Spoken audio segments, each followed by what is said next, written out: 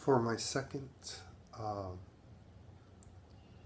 post on the YouTube channel, I'm going to set the stage for what's going to happen in the next few videos. We are going to have a few emergency medicine physicians discuss several topics that are relevant for emergency medicine, first and foremost.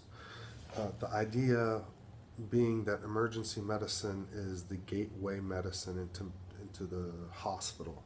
So we have to learn how to do things emergently and also communicate with our subspecialists. So we are the people that have to be able to communicate in several different languages, in an orthopedic language, in a trauma surgeon kind of language, in internal medicine kind of physician, discuss with all subspecialties that we interact with.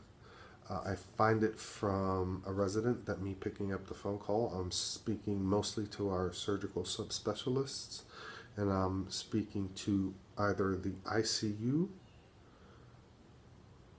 whether it be cardiac or medical, and the hospitalist. So when we're having these discussions, I want to bring in physicians from all these different subspecialties and have discussions with them so that we know how to effectively communicate between the both of us, so we're on the same page.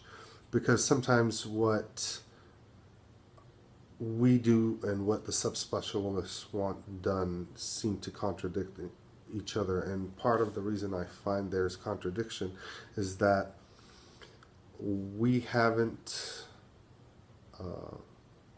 been up on their medical literature, and we're having our discussion from emergency medicine's point of view but not having it from their point of view. We need to figure out a way to bridge the gap where they can learn from us and we can learn from them and have a discussion. So emergency medicine physicians are going to be some of the people on the video. Cardiologists are going to be on the video. Pulmonary critical care physicians are on the video. Orthopedic surgery attendings and residents, trauma and general surgery attendings and residents,